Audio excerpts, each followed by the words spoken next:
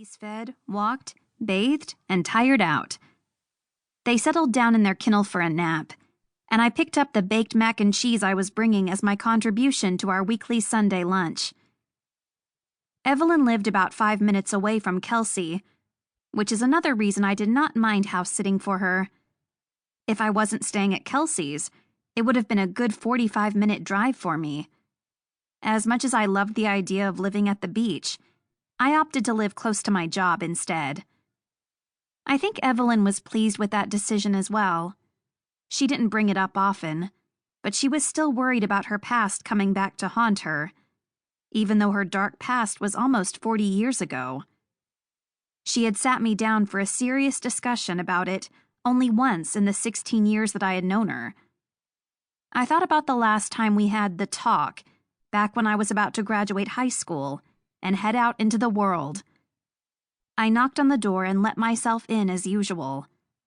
"Evelyn, I'm here," I called out. Her voice floated out to me. "In the sitting room, dear." She didn't have a living room, she had a sitting room or parlor, and would frown at me if I dared to suggest it was a living room. I slunk down the hall and to the right. Today had not been a good day for my uncle, and he was in rare form. After one of his episodes, I had a difficult time standing up straight or meeting anyone's eyes, preferring to lurk in the shadows unseen. Evelyn's warm smile greeted me, but I could tell she had a serious look in her eye. She sat on the sofa in front of a coffee table covered in pictures. She waved me forward when I hesitated in the doorway and gave a sad sigh when she took in my current state. She knew better than to try to hug me, as we had been through this before. I preferred to pretend nothing had happened, and she was resigned to the fact that she could do absolutely nothing about it. Her very life depended on her staying unnoticed and anonymous. Making accusations against a well-liked and respected police officer would drag her out into the public eye and catch the attention of some dangerous people. She patted the sofa next to her, and I gingerly sat down on the edge of the seat and leaned forward to see what she was doing with the pictures. She never had any pictures of family before, and rarely mentioned her daughter. I looked up at her and saw her gazing sadly down at the pictures. She picked one up of a sad-looking girl who was about my age. "This was me," she said softly. "I printed these out at the local library. Did you know that they have high school yearbooks on the internet now?" I had the feeling that if I stayed quiet and didn't interrupt, she might continue.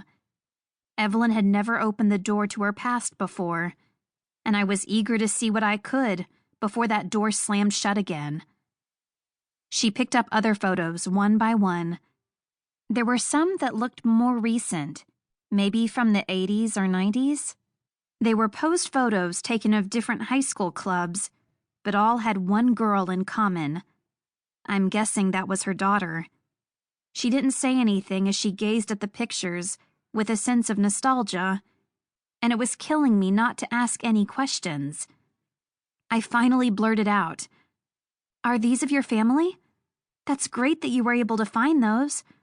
She cut me off immediately with a sharp look in her eye. "It's not great, it's dangerous." She swept all the photos up into her arms and stalked over to the fireplace. "I wanted to show you these to warn you. You might think you are safe in hiding, but you are not. You are never safe." She trailed off and leaned against the fireplace, with exhaustion coming on just as quickly as the burst of energy that had carried her over there. She tossed her stack of papers and photos into the unlit fireplace. "I like to think that I left it all behind me," she started, then paused. She turned and headed back towards the sofa, taking a seat and leaning back. "This is just one reminder that anyone can come for me at any time. If the wolves find me, they cannot know about you. They will take you, and your life now will seem pleasant in comparison." A chill ran through me at the look in her eyes. There's no way anyone would recognize